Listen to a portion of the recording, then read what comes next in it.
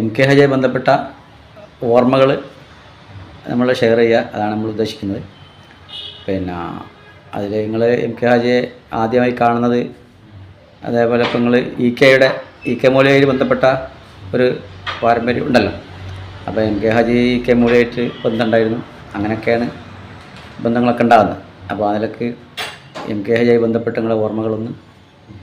M K ഹജയുമായി ബന്ധപ്പെട്ട ഓർമ്മകൾ എന്ന് പറഞ്ഞാൽ ഒരുപാട് പറയാനുണ്ടാവും, പക്ഷേ എല്ലാം പറയാൻ പറ്റില്ലല്ലോ. അപ്പോൾ നമ്മുടെ നമ്മൾ ഇൻ്റർവ്യൂ ചെയ്യുന്ന ആളുകൾ ഒരുപാട് കാര്യങ്ങൾ പറഞ്ഞിട്ടുണ്ടാവും. ചിലപ്പോൾ അതേ കാര്യങ്ങൾ തന്നെ പറയേണ്ടി വരും, റിപ്പീറ്റേഷൻ വരും, സ്വാഭാവികമായിട്ടും വരുമല്ലോ. പിന്നെ നമ്മുടെ എം കെ ഹജയുടെ മക്കളെ എല്ലാ വിവാഹങ്ങളും, പെൺകുട്ടികളുടെ എല്ലാ വിവാഹങ്ങളും നടന്നത് വെറും സാമ്പത്തികമായ പരിഗണന വെച്ചുകൊണ്ട് മാത്രമല്ല, മതപരമായ, അതുപോലെ സാംസ്കാരികമായ, വിദ്യാഭ്യാസപരമായ, അതുപോലെ കുടുംബത്തിൻ്റെ ആ കുലീനത അല്ലെങ്കിൽ മാന്യത പരിഗണിച്ചുകൊണ്ടാണ് അദ്ദേഹം മക്കളെ കല്യാണം കഴിച്ചു കൊടുത്തത്. അപ്പോൾ ഏറ്റവും മൂത്ത മകളുണ്ട്, ഫാത്തിമക്കുട്ടി, ഉമ്മു എന്ന് പറയും. ഉമ്മുവിൻ്റെ ഭർത്താവ് ഫലക്കിയാണ്. ഫലക്കി പ്രൊഫസർ അബ്ദുറഹ്മാൻ സാഹിബ്. അപ്പോൾ അദ്ദേഹം ഫലക്കി കുടുംബത്തിൽപ്പെട്ടതാണ്. അപ്പോൾ ഇത് ഒരു ആദർശ ബന്ധമാണ്. പിന്നെ അദ്ദേഹം ഒരു പ്രൊഫസറായിരുന്നു. അപ്പോൾ അത് ആദർശവും അറിവും അതുപോലെ തന്നെ കുടുംബത്തിൻ്റെ മാന്യതയൊക്കെ നോക്കി അത് കല്യാണം കഴിച്ചു കൊടുത്തത്. അതുപോലെ തന്നെ രണ്ടാമത്തെ ഞാനാണ്. അതിപ്പോൾ നമ്മളിപ്പോൾ പറയുന്ന പോലെ അത് ഇ കെ മൗലവിയുമായിട്ടുള്ള ബന്ധത്തിൻ്റെ പേരിലാണ്. അതുപോലെ തന്നെ മൂന്നാമത്തെ നമുക്കറിയാം, അത് എൻ വി അബ്ദുറഹ്മാൻ സാഹിബാണ്. അത് അബ്ദുസ്സലാം മൗലവിൻ്റെ മകനാണ്. പിന്നെ നാലാമത്തത് മേപ്പയൂരിൽ എ വി അബ്ദുറഹ്മാൻ ഹാജിയുടെ മകൻ എ വി അബ്ദുള്ളയാണ് കല്യാണം കഴിച്ചത്. അപ്പോൾ പിന്നെ അതിന് മുമ്പ് ഡോക്ടർ മജീദൻ, രണ്ടാമത്തെ ആൾ ഖദീജ എന്ന് പറയുന്ന മകളുടെ ഭർത്താവ് ഡോക്ടർ മജീദാണ്. അദ്ദേഹം കുഞ്ഞു വൈദ്യരുടെ മകനാണ്.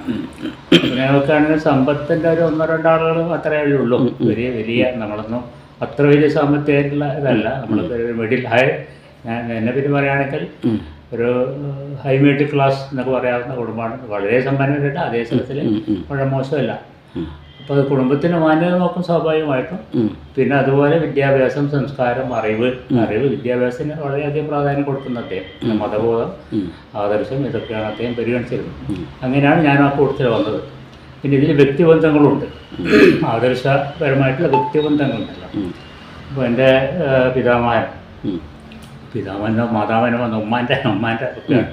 അപ്പോൾ എൻ്റെ പിതാമഹൻ ഇ കെ മൗലവി, കടവത്തൂക്കാരനായ ഇ കെ മൗലവി, അദ്ദേഹമായിട്ട് എം കെ ഹജയുടെ ബന്ധം എല്ലാവർക്കും അറിയുന്നതാണ്. എം കെ ഹജി സ്ഥാപിച്ച നമ്മുടെ യത്തീംഖാനയിലെ മാനേജറായിരുന്നു ദീർഘകാലം അദ്ദേഹം. 12 കൊല്ലം അദ്ദേഹം ഇവിടെ മാനേജറായിരുന്നു. അദ്ദേഹം കൊച്ചി ഗവൺമെൻറ് സർവീസിലായിരുന്നല്ലോ. കൊടുങ്ങല്ലൂരൊക്കെ ആയിരുന്നു, കൊച്ചി സ്റ്റേറ്റിലായിരുന്നു അദ്ദേഹം നവോത്ഥാന പ്രസ്ഥാനം നടത്തിയതും. അതുപോലെ തന്നെ ഔദ്യോഗിക ജീവിതം അവിടെയൊക്കെ ആയിരുന്നു. അപ്പോൾ അവിടെ അവസാനം മഹാരാജ് കോളേജിൽ നിന്നാണ് അദ്ദേഹം റിട്ടയർ ചെയ്തത്. വസ്തുവിൽ അദ്ദേഹം ഒരു അത്ഭുതകരമായ കാര്യമാണ്. കാരണം സ്കൂളിൻ്റെ ഒരു പടി പോലും കാണാത്ത അദ്ദേഹം അവസാനം മഹാരാജ് കോളേജിൽ ഒരു പ്രൊഫസറായിട്ടാണ്, അറബിക് പ്രൊഫസറായിട്ടാണ് റിട്ടയർ ചെയ്തത്. അപ്പോൾ അതിന് ശേഷം അദ്ദേഹം തിരുവങ്ങാടിക്ക് വന്നു. ഇവർ ക്ഷണിച്ചു, തിരുവങ്ങാടിക്ക് വന്നു. അങ്ങനെ ഇവിടെ 12 കൊല്ലക്കാലം മാനേജറായിട്ട് വർക്ക് ചെയ്തിരുന്നു. അപ്പോൾ ആ കാലഘട്ടത്തിൽ യത്തീംഖാനയുടെ എല്ലാമായ എം കെ ഹാജി തമ്മിലുള്ള ബന്ധം സ്വാഭാവികമാണല്ലോ. അപ്പോൾ ഇവിടെ എല്ലാ യത്തീംഖാനയെ പറ്റി ബന്ധപ്പെട്ട എല്ലാ നിർമ്മാണ പ്രവർത്തനങ്ങളിലും പുരോഗമനത്തിലൊക്കെ എം കെ ഹാജിയോടൊപ്പം പ്രവർത്തിച്ച ആളാണ് ഇ കെ മൗലവി. കെ മൗലവിയെ പറ്റി പറയാനല്ല, എല്ലാവർക്കും അറിയുന്ന കാര്യമാണ്. കെ മൗലവി, ഇ കെ മൗലവി, അതുപോലെ എം കെ ഹാജി ഇവരാണ്. പിന്നെ അതിൻ്റെ സ്ഥാപനത്തിൻ്റെ കാരണക്കാരായ ആളുകൾ വേറെയുണ്ട്. കെ എം സി സാഹിബ് അതുപോലെയുള്ള ആളുകളൊക്കെ ഉണ്ടല്ലോ.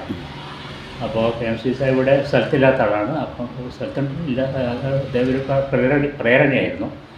അദ്ദേഹത്തിൻ്റെ ഒരു സഹായത്തോടു കൂടിയാണ് ഇവിടെ തുടങ്ങിയത്. അപ്പോൾ ഇവർ തമ്മിലുള്ള വ്യക്തിപരമായ ദൃഢബന്ധത്തിൻ്റെ അത് കാരണമായിട്ടാണ് ഞാൻ എം കെ ഹജിയുടെ മകൾ കല്യാണം കഴിക്കാൻ ഇടവന്നത്. അത് ഞാൻ പറയുന്നത് ഇതാണ്, അദ്ദേഹം സാമ്പത്തികം മാത്രം നോക്കിയിട്ടല്ല അദ്ദേഹം മക്കൾ കല്യാണം കഴിച്ചു കൊടുത്തത്. നേരത്തെ പറഞ്ഞ പോലെ എല്ലാവരും തന്നെ ആദർശം മുജാഹിദുകളായിരുന്നു. എല്ലാവരും മുജാഹിദുകളായിരുന്നു. മുജാഹിദ് കുടുംബത്തിൽ തന്നെയാണ് കല്യാണം കഴിച്ചത്. ഇവിടെ കാറുള്ള ഏക മുതലാളി മൂപ്പരായിരുന്നില്ല ഈ ഭാഗത്ത്? ഏഹ് കാറുള്ള ഏക മുതലാളി മൂപ്പരായിരുന്നു, എം കെ ഹാജി ആയിരുന്നു അല്ലേ? മൂപ്പരായിരുന്നു. പക്ഷെ അദ്ദേഹം അത് തിരങ്ങാടിലെ നിങ്ങൾ പറഞ്ഞ പോലെ ഏക മുതലാളി മൂപ്പർ തന്നെയാണ്. പക്ഷെ പഴയ കാലം അദ്ദേഹം നടന്ന് കഴിഞ്ഞ വന്ന പഴയ കാലം ഒരിക്കലും അദ്ദേഹം മറന്നിട്ടില്ല. അതുകൊണ്ടായിരിക്കാം അദ്ദേഹത്തിൻ്റെ ഈ ചോയ്സ് ഇങ്ങനെ വന്നതെന്നാണ് മനസ്സിലാക്കുന്നത്. പിന്നെ അദ്ദേഹം ആദർശത്തിലൊരു തരത്തിലുള്ള വിട്ടുവീഴ്ചയും കാണിക്കാത്തൊരു വ്യക്തിയായിരുന്നു. സോ അതിന് എല്ലാവരും പറഞ്ഞിട്ടുണ്ടാവും ഒരുപക്ഷെ അദ്ദേഹം ധൈര്യം, ആത്മധൈര്യം, അദ്ദേഹത്തിൻ്റെ സ്ഥൈര്യം, അതുപോലെ അദ്ദേഹത്തിൻ്റെ ആത്മധൈര്യം ഉണ്ടല്ലോ, അതൊരു അത്ഭുതകരമായ കാര്യമായിരുന്നു. അപ്പോൾ ഇതൊരു അദ്ദേഹത്തിന് അവിവേകത്തിൻ്റെ ഫലമായിട്ട് വന്നതല്ല, നേരെ മറിച്ച് ഒരു ഈമാൻ, ശക്തമായ ഈമാൻ, അല്ലാഹുവിൻ്റെ ദൃഢമായ വിശ്വാസത്തിൻ്റെ ഫലമായിട്ട് വന്നതാണ് അദ്ദേഹത്തിൻ്റെ ആത്മധൈര്യം എന്ന് പറയുന്നത്. ഒരിക്കലും തന്നെ ആരെയും പേടിക്കേണ്ടത്, അല്ലാഹുവില്ലാതെ മറ്റാരെയും പേടിക്കേണ്ടതില്ല. എന്ത് വന്നാലും വരട്ടെ, നന്മക്ക് വേണ്ടി കേട്ടോ, ജന്മക്ക് വേണ്ടി, എന്ത് വന്നാലും വരട്ടെ, നന്മ ചെയ്യുന്നതിന് ഒരിക്കലും തടസ്സമാകരുത്, ഒന്നും തടസ്സമാകരുത് എന്നുള്ള ആ ദൃഢവിശ്വാസമുണ്ട്. അള്ളാഹുവിൻ്റെ വിശ്വാസമാണ്, അല്ലാതെ സ്വന്തമായി ഉണ്ടായതല്ല, ഒരു വൈകാരികമായ ഒരു ഇതൊന്നുമല്ല. നേരെ മറിച്ച് അദ്ദേഹം സ്വന്തമായിട്ടുള്ള ഒരു ഇതുണ്ടല്ലോ, ഒരു വിവേകത്തിൽ നിന്നുണ്ടായ ധൈര്യം, സാഹസികത, ഭയങ്കര സാഹസികതയാണ്.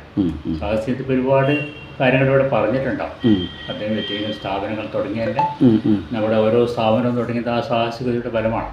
ആദ്യമായിട്ട് എത്തിങ്ങാനെ തുടങ്ങിയത്, അതിനെപ്പറ്റി സംഭവങ്ങളൊക്കെ ചിലപ്പോൾ പലരും പറഞ്ഞിട്ടുണ്ടാവും അല്ലേ? അദ്ദേഹം കോഴിക്കോട് പിരിക്കാൻ പോയപ്പോൾ അവയൊക്കെ പറഞ്ഞിട്ടുണ്ടാവും. കോഴിക്കോട് പിരിക്കാൻ പോയപ്പോൾ നിങ്ങൾ എങ്ങനെയും ഈ 144 കുട്ടികളെ എത്തിങ്ങൾ സംരക്ഷണം ചോദിച്ചപ്പോൾ അദ്ദേഹം ധൈര്യത്തോട്, അദ്ദേഹത്തിൻ്റെ കൂടെ ഉണ്ടായ 2 മൗലവിമാർ, അവരൊന്നും പറഞ്ഞില്ല. മൂപ്പര് ധൈര്യത്തോടും, അവരൊരു മുതലാളിയാണ്, അദ്ദേഹം ഒരു കച്ചവടക്കാരൻ, അദ്ദേഹത്തോട് ധൈര്യപൂർവ്വം പറഞ്ഞു, അത് നിങ്ങൾ എന്ത് കണ്ടിട്ടാണ് ഈ കുട്ടികളെ വളർത്തുന്നത്? മൂപ്പർ ഞാൻ 2.5 കൊല്ലം നടത്താനുള്ള കഴിവ് എനിക്കുണ്ട്, അതിനുശേഷം പിന്നെ ഞാൻ അള്ളാഹുവിനെ വിട്ടുകൊടുക്കുമെന്ന് പറയാം. പിന്നെ അദ്ദേഹം പിന്നീട് എത്തിങ്ങാരുടെ വലിയൊരു അനുഭവമായി മാറി എന്ന് എല്ലാവർക്കും അറിയുന്ന കഥയാണ്. ധൈര്യത്തിൻ്റെ കഥയാണെങ്കിൽ പറഞ്ഞ ഈ തിരുങ്ങാടി അധികാരിയുടെ വീട്ടിൽ അക്രമം നടന്നപ്പോൾ വളരെ ഭയങ്കരമായിട്ട് അദ്ദേഹം ധൈര്യം കാണിച്ച സംഭവം ഉണ്ടായിട്ടുണ്ട്. അതുപോലെ തന്നെ മുജാഹിദ് നേതാക്കന്മാരെ പ്രസംഗിക്കാൻ അനുവദിക്കാത്ത ചില സാഹചര്യങ്ങളൊക്കെ ഉണ്ടായിരുന്നു. തിരുങ്ങാടി ഉണ്ടായിരുന്നു, അതുപോലെ വാൽത്തിങ്കലുണ്ടായിരുന്നു. അപ്പോഴൊക്കെ മുജാഹിദുകളുടെ ധൈര്യം നേടിക്കും അവരെ തടയാവുന്ന ആളുകളെ തടഞ്ഞതും അദ്ദേഹമായിരുന്നു.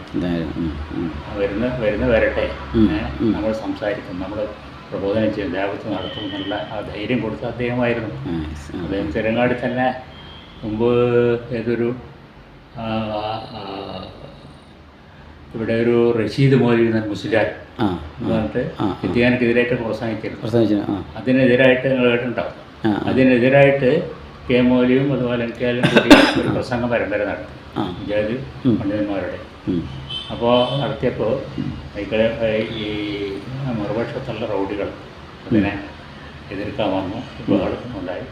അങ്ങനെ അദ്ദേഹം അതിനെ നേരിട്ടു, അവരെല്ലാം ഓടിപ്പോയി. അവർ സുഖമായിട്ട് പ്രസംഗം തുടർന്നു. ഒരുപാട് കഥകളുണ്ട്. നമ്മുടെ പഴയ മുഹമ്മദ് അബ്ദുൽ സാഹിബുണ്ട്, അദ്ദേഹത്തിൻ്റെ മാതിരിയുള്ള ധൈര്യമാണ്. അപ്പോൾ മുഹമ്മദ് അബ്ദുൽ സാഹിബിനെ പറ്റി പറയുന്നത് കേട്ടിട്ടുണ്ട്, എന്ത് വന്നാലും അദ്ദേഹം ആരുടെ മുമ്പിൽ തലകുനിക്കില്ല, അങ്ങനത്തെ ഒരു ധൈര്യമാണ്. അതും പറഞ്ഞ മാതിരി ഈമാൻ കൊണ്ടുള്ള ദൃഢമായ ഈമാൻ കൊണ്ടുള്ളതാണ്. ഒരിക്കൽ ഇസ്മായിൽ സാഹിബ് ട്രെയിനിൽ വരികയാണ്, ചെന്നൈയിൽ നിന്ന് വെച്ചാണ്, മദ്രാസിൽ വരികയാണ്. അപ്പോൾ അദ്ദേഹത്തെ ഇറക്കുകയില്ല, കോഴിക്കോട് റെയിൽവേ സ്റ്റേഷനാണ്, ഇറക്കുകയില്ല എന്ന് കോൺഗ്രസ്സുകാരാണ് തോന്നുന്നു. അന്ന് കോൺഗ്രസും ഇതൊക്കെ ഇതാണല്ലോ. അപ്പോൾ കോൺഗ്രസ്സുകാർ അദ്ദേഹത്തെ ട്രെയിനിൽ ഇറക്കിയില്ല എന്ന് അങ്ങനെ അവിടുത്തെ അടിച്ചുകൂടി.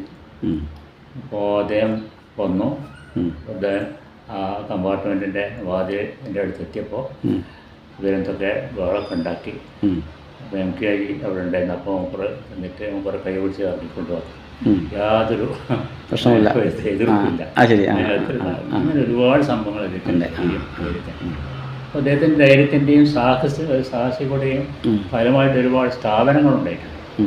പ്രധാനമായിട്ട് നമ്മുടെ ഞാൻ വർക്ക് ചെയ്യുന്നത് യൂണിവേഴ്സിറ്റിയിലാണല്ലോ. അപ്പോൾ അതിനടുത്ത് കോഹിനൂർ പള്ളി കേട്ടിട്ടുണ്ടാവും. കോഹിനൂർ പള്ളി അദ്ദേഹത്തിൻ്റെ ആ സാഹസികത കൊണ്ടുണ്ടായതാണ്. സാഹസികതയും വിശ്വാസദാർഢ്യവും ഉണ്ടായതാണ്. അവിടെ ഒരു മുജാഹിദികളുടെ മീറ്റിംഗ് PM മുഹമ്മദ് കുട്ടി സാഹിബൊക്കെ അവിടുത്തെ മുജാഹിദ് നേതാക്കളാണ്. ആ മീറ്റിങ്ങിൽ പിന്നെ ഈ പള്ളിയുടെ കാര്യം ഒക്കെ, പള്ളി ഒരു പുതിയ പള്ളി നിർമ്മിക്കാൻ, അവിടെ യൂണിവേഴ്സിറ്റിക്ക് അടുത്തൊരു പുതിയ പള്ളി വേണമെന്നുള്ള ആഗ്രഹം മുജാഹിദികൾക്കുണ്ടായിരുന്നു. ആ പള്ളി നിർമ്മിക്കുന്നതിൻ്റെ കാര്യമൊക്കെ ചർച്ച വന്നപ്പോൾ അദ്ദേഹം പെട്ടെന്നൊരു പ്രഖ്യാപനം നടത്തി. അടുത്ത ആഴ്ച നമുക്ക് തുടങ്ങാം, വെള്ളിയാഴ്ച. വളരെ സാഹസികമായ കാര്യമാണ്. അവർക്കും അവർ ഞെട്ടിപ്പോയി, PM മുഹമ്മദ് സാഹിബൊക്കെ ഞെട്ടിപ്പോയി. അപ്പോൾ നിങ്ങൾ കുറച്ച് മുളയും അതുപോലെ കുറച്ച് ഓലയൊക്കെ ശരിയാക്കിയാൽ മതി, നിങ്ങൾ ശരിയാക്കാൻ പറ്റുന്നില്ലെങ്കിൽ ഞാൻ തിരുവനന്തപുരത്ത് നിന്ന് കൊടുത്തേക്കാം. അപ്പോൾ അടുത്ത പ്രവർത്തകന്മാർ ഞെട്ടിപ്പോയി എന്ന് പറഞ്ഞു. അപ്പോൾ അദ്ദേഹം അപ്പോൾ അങ്ങനെ പെട്ടെന്ന് ഒരു ഷെഡൊക്കെ ഉണ്ടാക്കി അങ്ങനെ തുടങ്ങി. അതാണ് ഇപ്പോൾ പൊതുവിനോട് ജമാഅത്ത്. സാർ യൂണിവേഴ്സിറ്റിയിൽ ഏത് വർഷമാണ് വർക്ക് ചെയ്തത്? ഞാൻ അവിടെ 1974 മുതൽ പിന്നെ 2003 വരെ റീഡറായിട്ട്. അല്ല, 1974 ലെക്ചറായിട്ട് വന്നു.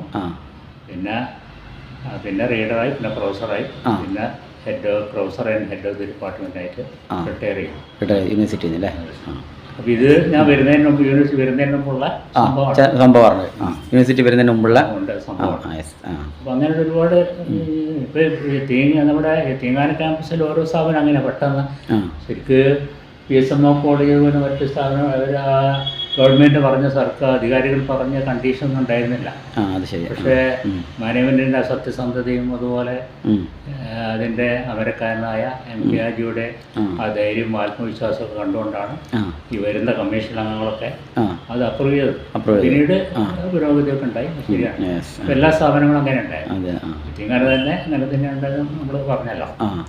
അപ്പോൾ ഇങ്ങനെയുള്ള ഒരുപാട് കാര്യങ്ങൾ അദ്ദേഹത്തെക്കുറിച്ച്. പിന്നെ അദ്ദേഹത്തെക്കുറിച്ച് ഒരു സാധാരണ പറയേണ്ട ഒരു ദേശീയക്കാരനാണ്, മുൻചൂണ്ടിയുണ്ട്, മുൻകോപം. പക്ഷേ മുൻകോപം പറയുകയാണെങ്കിലും ഞാൻ അദ്ദേഹത്തെ 74 മുതലാണ് കാണുന്നത്, 76 മുതൽ 83 വരെ. പക്ഷെ ഞങ്ങൾ അങ്ങനത്തെ ഒരു മുൻകോപം കണ്ടിട്ടില്ല. ആ പ്രായത്തിൽ ചിലപ്പോൾ അപ്പോഴൊക്കെ പോയിട്ടുണ്ടാവും അല്ലേ? അങ്ങനെ അറിയില്ല, ചിലപ്പോൾ എപ്പോഴില്ല. മുൻകോപം ശരിയാണ്. പക്ഷെ അതെന്ന് പറഞ്ഞാൽ നേരത്തെ പറഞ്ഞ പോലെ അതും ഒരു അവിവേകത്തിന് പരമായി ഉണ്ടാകുന്നില്ല. അത് നന്മക്ക് നമ്മളൊരു പറയില്ല ധാർമ്മിക രോഷം എന്നൊക്കെ, തെറ്റുകൾ കാണുമ്പോൾ ഒട്ടെന്ന് പ്രതികരിക്കാം, തെറ്റിനോടുള്ള മോറൽ ഇന്റലിജൻസിൽപ്പെട്ടൊരു മുൻകോപമാണ്. ഇതിനെ പെട്ടെന്ന് അടുങ്ങുകയും ചെയ്യും. പിന്നെ വേണമെങ്കിൽ അദ്ദേഹം തെറ്റാണെന്ന് തോന്നിയാൽ തിരുത്തുകയും ചെയ്യും. അത് ബന്ധപ്പെട്ട ആളോട് അത് മാപ്പ് പറയും. അദ്ദേഹം 74 തോന്നുന്നു, ഞാൻ അവിടെ വരുന്നതിന് മുമ്പ് പിന്നെ മാപ്പിള കലാ സാഹിത്യ മേള സംഘടിപ്പിച്ചു. അതിൽ KP കേശവമേനോനൊക്കെ അദ്ദേഹം ക്ഷണിച്ചിട്ടുണ്ട്.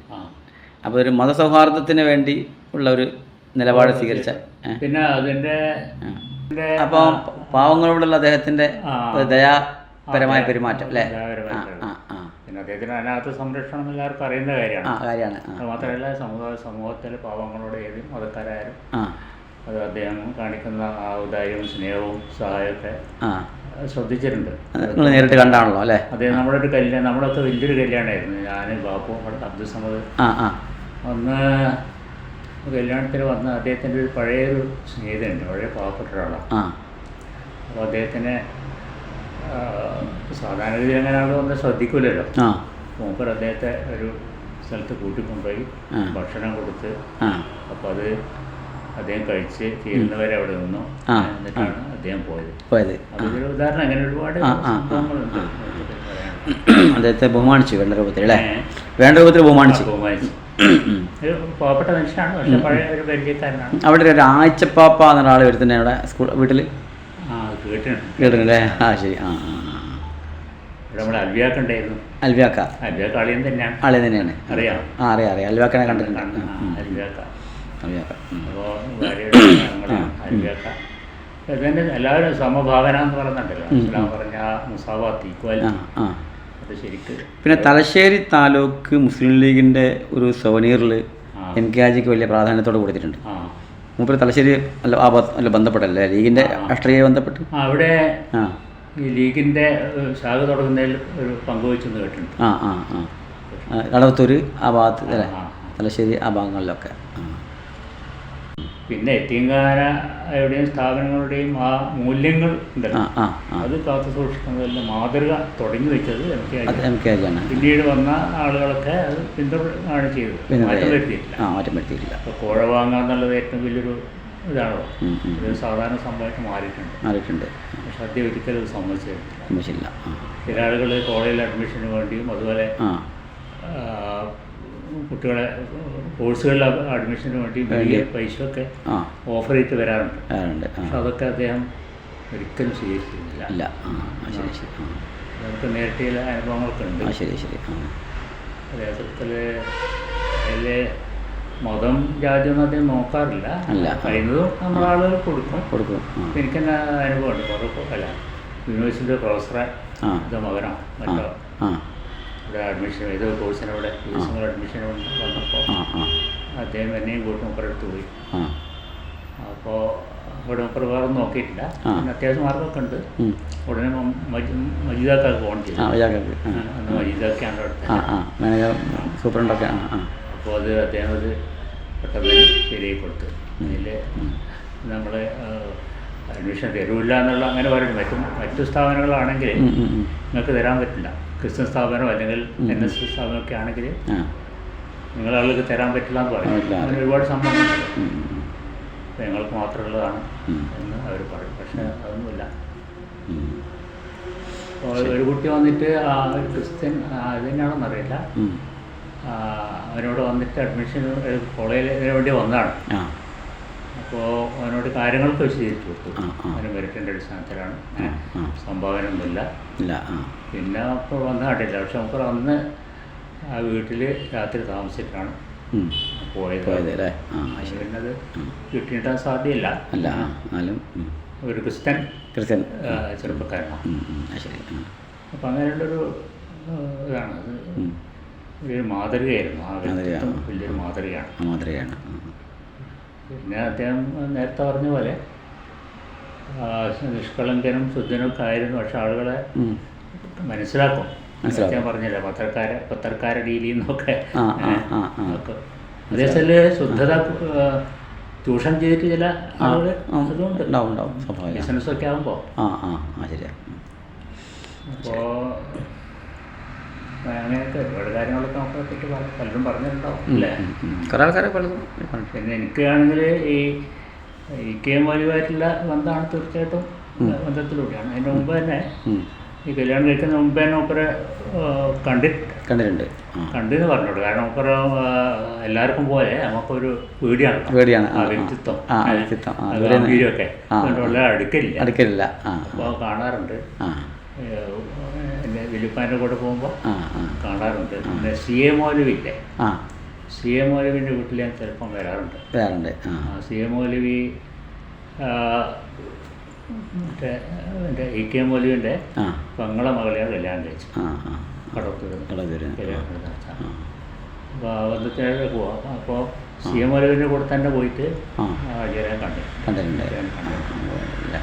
പറഞ്ഞ കാര്യം അന്ന് ഒരു അടുത്ത ബന്ധമുണ്ട്, ക്ലോസ്നെസ് ഇല്ല, ദൂരം കാണും. അപ്പോൾ പക്ഷെ എല്ലാവരോടും വളരെ എന്താ പറയുക, പ്രായവ്യത്യാസം ഇല്ലാതെ എല്ലാവരോടും നന്നായിട്ട് പെരുമാറും. കുട്ടികളോടും എല്ലാം നന്നായിട്ട് പെരുമാറുന്നതാണ്.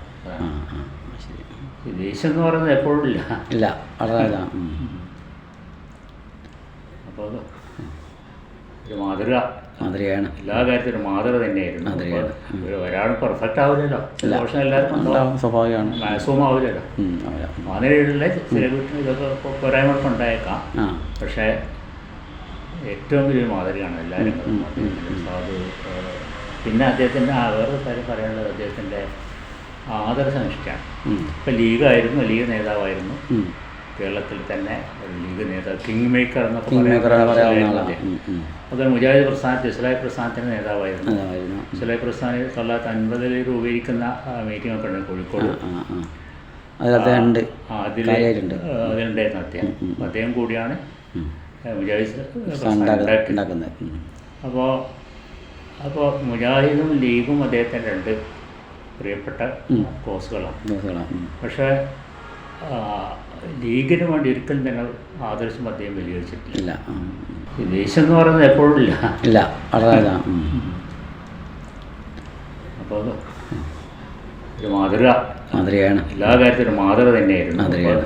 ഒരാൾ പെർഫെക്റ്റ് ആവില്ലല്ലോ, ചില പ്രശ്നം എല്ലാവർക്കും ഉണ്ടാവും, സ്വാഭാവികമാണ്. മാക്സിമം ആവില്ലല്ലോ.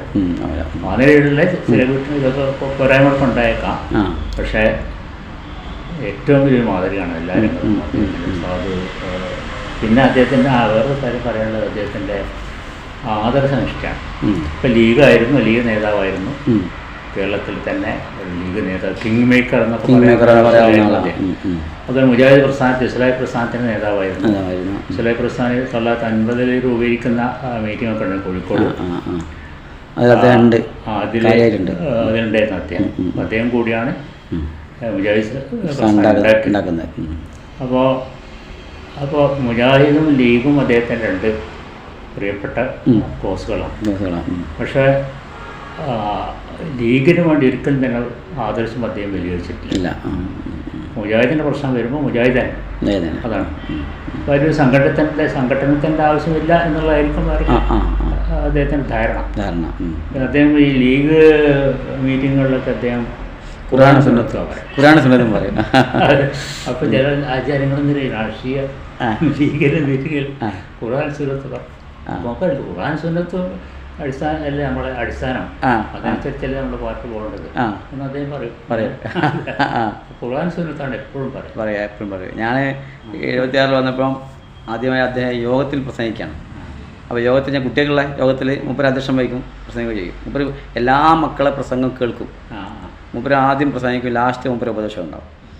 അപ്പോൾ ഈ ഖുർആൻ സുന്നത്തും കാര്യമായിട്ട് പറയും. ഖുർആൻ സജീവിക്കുക. അപ്പോൾ ഈ സുന്നത്ത് പറയുമ്പോൾ എനിക്കൊന്നും മനസ്സിലായില്ല എൻ്റെ സുന്നത്ത് എന്ന്. എടുത്താൽ കൂലിയുള്ളതും ഉപേക്ഷിച്ച ശിക്ഷയില്ലാത്തതെന്നാണ് നമ്മൾ പിന്നതിനെ പറ്റി പഠിച്ച് മദ്രസിൽ നിന്ന്. പക്ഷേ സുന്നത്ത് പറഞ്ഞാൽ പ്രവാചകചര്യയാണെന്നുള്ളത് പിന്നെയാണ് മനസ്സിലാക്കുന്നത്. അപ്പോൾ ഞാൻ ഇത് ഖുർആൻ സുന്നത്ത് അപ്പോൾ പറല് വേണ്ടേ എന്നൊക്കെ വിചാരിക്കും ചെറിയ കുട്ടിയായിരിക്കുമ്പോൾ. പിന്നെ മദ്രസിൽ പിന്നെ പഠിച്ചപ്പോഴാണ് അറിയുന്നത് സുന്നത്ത് പറഞ്ഞാൽ പ്രവാചകചര്യയാണ്. അപ്പോൾ ഖുർആൻ തന്നെയാണ്. അപ്പോൾ അല്ല ഈ നമ്മൾ പഴയ പഠിച്ച് വന്നാണല്ലോ ഇവിടെ. നമ്മൾ സുന്നത്ത് പറഞ്ഞാൽ ഐച്ഛികം എന്നുള്ള അർത്ഥത്തിലാണ് മനസ്സിലാക്കിയിട്ടുള്ളൂ. പ്രവാചകചര്യ എന്നുള്ള അർത്ഥത്തിൽ ഞങ്ങൾ ചെറിയ കുട്ടികൾ മനസ്സിലാക്കിയില്ലല്ലോ.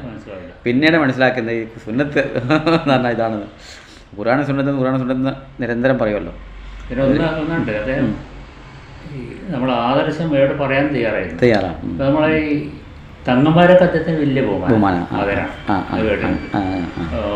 പാണക്കാട് പോക്കോത്തങ്ങൾ, പിന്നെ ബാഫി തങ്ങൾ, മറ്റേ ഉമർ ബാഫി.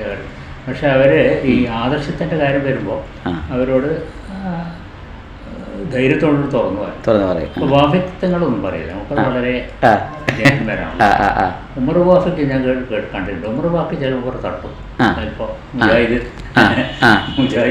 വെച്ചിട്ട് ഒരു ഇൻഡയറക്റ്റ് വിമർശനപരമായിട്ട് സംസാരിക്കും. മൂപ്പർ ശരിക്കും മറുപടി കൊടുക്കും.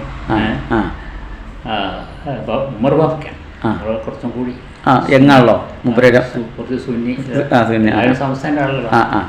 പിന്നെ ബാഫിക്ക് തങ്ങളൊക്കെ പിന്നെ തമാശ അങ്ങനെ പറയുള്ളൂ. മുർബാഫിക്കും തമാശയായിട്ട് പറയുന്നതാണ്. ശരിക്കും മറുപടി കൊടുക്കും ആദർശപരമായിട്ട്. അപ്പോൾ അതിൽ ഒരു വിട്ടുവീഴ്ച ഉണ്ടായിട്ടില്ല.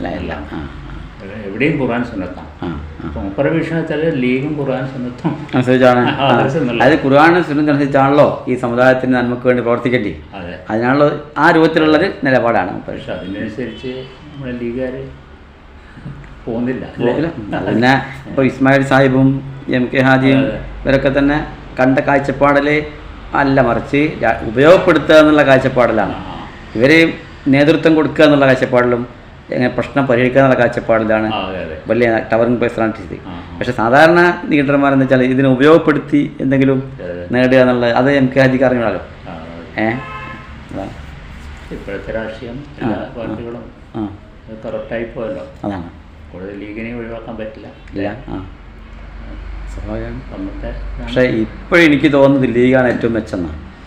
കാരണം ലീഗ് എന്തെങ്കിലും തെറ്റ് ചെയ്താൽ എല്ലാവരും കൂടി ലെൻസിച്ച് നോക്കിയിട്ട് എന്ത് ചെയ്യും, അത് പരിശോധിച്ച് പുറത്തുവിടും. പക്ഷേ മറ്റ് പാർട്ടിക്കാർ അങ്ങനെ നോക്കൂല. അപ്പോൾ ലീഗിൻ്റെ നേതാക്കന്മാർ കുഴപ്പമൊന്നും ചെയ്യാത്തതുകൊണ്ടാണ് പത്രത്തിന് വരാത്തത്. ഉണ്ടെങ്കിൽ ഉടനെ പത്രത്തിൽ വരുമല്ലോ. അതാണ് മുസ്ലിങ്ങൾ തന്നെ. എന്നാ പിന്നെ ശരി. പാരമ്പര്യം നമ്മുടെ മൂല്യങ്ങളൊക്കെ നമ്മൾ തുടരെ കാത്തു സൂക്ഷിക്കുക എന്നുള്ളതാണ് ആ ഇപ്പം നമുക്ക് പറയാനുള്ളത്. ആ ആ ആ നമ്മുടെ എത്തിങ്ങാനൻ്റെ സ്ഥാപനങ്ങൾ പിന്നെ ഹോസ്പിറ്റലിൽ അന്നില്ല, നമുക്ക് ജീവിതകാലത്തില്ലല്ലോ. ഇല്ല ഇല്ല ആ നമുക്കൊരു സ്വപ്നമായിരുന്നത്. സ്വപ്നമായിരുന്നു. ആ ആ അത് പിന്നീട് വന്നതാണ്. വന്നതാണ്.